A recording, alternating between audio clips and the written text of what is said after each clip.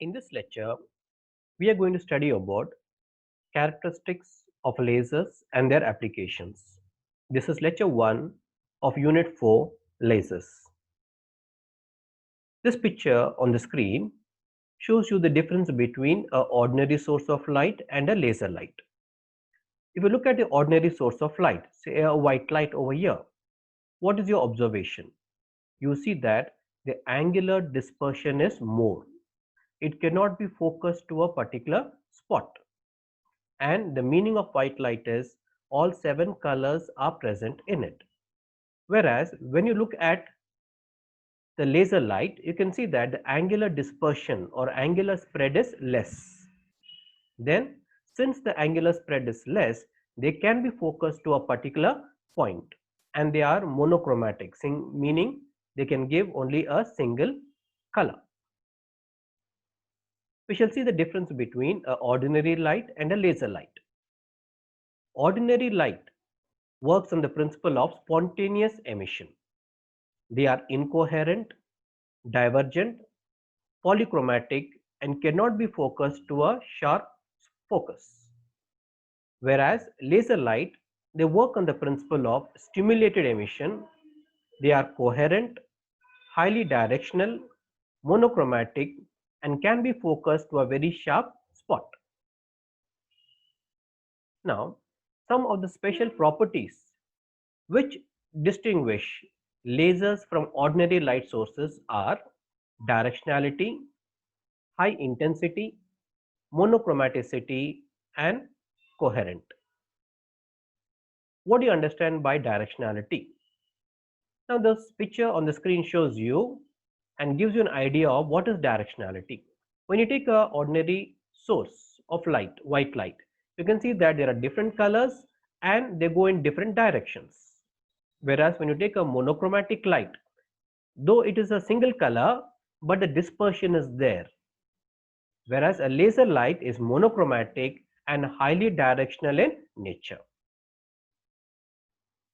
Now, a very tight beam, which is very strong and concentrated, that is the meaning of directionality. In this diagram, as you would see, the directionality of laser beam is expressed in terms of angle of divergence phi. We have a laser source. Let D1 and D2 be the two distances at which we can measure the spot size, R1 and R2 being the radii of this laser spot. So now the divergence or angular spread is given by phi is equal to R2 minus R1 divided by D2 minus D1. As already mentioned, D1 and D2 are any two distances from the laser source, and R1 and R2 are the radii of beam spots at distance D1 and D2 respectively, as we have seen in the picture.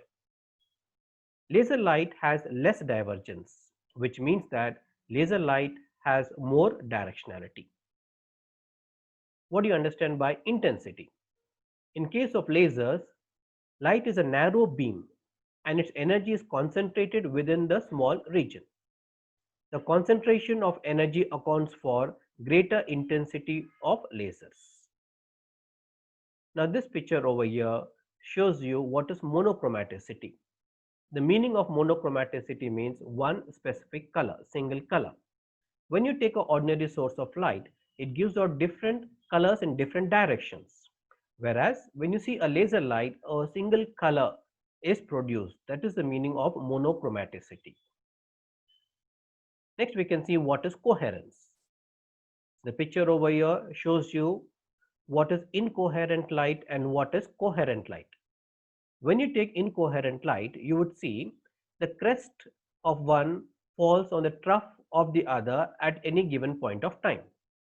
Whereas when you look at a coherent light source like laser, all the crests are at a particular point and all the troughs are also at a particular point. That is the meaning of what is coherence. This picture once again shows you the difference between a coherent light and an incoherent light.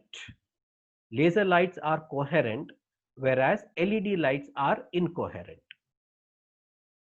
Now, if any wave appears as a pure sine wave for long time and infinite space, then it is said to be perfectly coherent. Practically, no wave is perfectly coherent, including lasers. But compared to other light sources, lasers have high degree of coherence because all the energy is concentrated within the small region. There are two independent concepts of coherence, that is temporal coherence, that is coherence with respect to time, and spatial coherence, that is coherence with respect to space. We can see what are the various applications of lasers. They have got n number of applications. Some of these are in research and development and military, optical storage, instrumentation and sensors, in medical, in lithography, in materials processing, communications, display, printing, and other applications of lasers. We shall see how these laser lights are used in communication. Lasers are used in optical communication due to large bandwidth. The laser beam can be used for communication between Earth and Moon or other satellites due to the narrow angular spread. Used to establish communication between submarines, that is underwater communication. What about in medical field? For removal of cataract, used to detect and remove stones in kidneys, used to detect tumor in brains. Lasers are also applicable in industry, in welding, cutting, and in drilling. So we have seen the various properties and applications of lasers in this particular lecture.